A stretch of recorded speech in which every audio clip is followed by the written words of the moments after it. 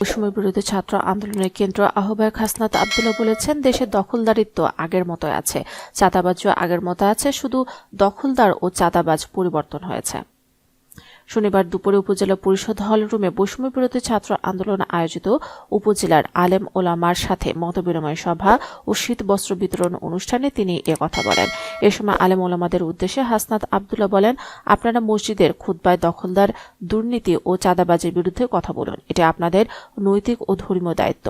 একটি চক্র বাংলাদেশে হিন্দু সম্প্রদায়ের ওপর হামলা হচ্ছে বলে মিডিয়ায় প্রোপাগান্ডা ছড়াচ্ছে। এ বিষয়ে ইমাম ও আলেম সমাজকে হকের পক্ষে কথা বলতে হবে। বাংলাদেশ নিয়ে দেশ ও বিদেশে চক্রান্ত হচ্ছে, আপনারা এই চক্রান্তের বিরুদ্ধে রুখে দাঁড়ান।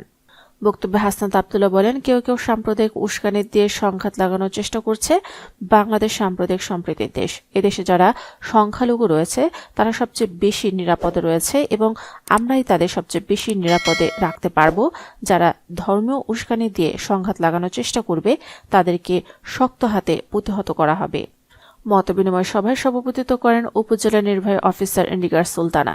মুফতি আব্দুল আহাদের সঞ্চালনায় বিশেষ অতিথির বক্তব্য রাখেন দেবিদ্বার ইসলামী ফাজিল মাদ্রাসার অধ্যক্ষ মাওলানা আলাউদ্দিন, ইসলামী ফাউন্ডেশনের ফিল্ড সুপারভাইজার তোফাজ্জল হোসেন, বৈষম্য বিরোধী ছাত্র জনতার আন্দোলনের উপদেষ্টা নাজমুল হাসান নাহিদ, সমন্বয়ক মুহতাদিয়ার জারিফ সিক্ত ও মোহাম্মদ সিয়াম আহমেদ।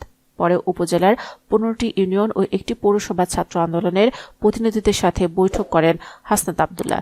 এ সময় তিনি বিভিন্ন ইউনিয়ন পরিষদের দুর্নীতি, শিক্ষা, চিকিৎসা খাতের অনিয়ম, সড়ক, সেতু ও কালভার্ট নির্মাণ ও সংস্কার নিয়ে জরুরি করণীয় বিষয় নিয়ে আলোচনা করেন।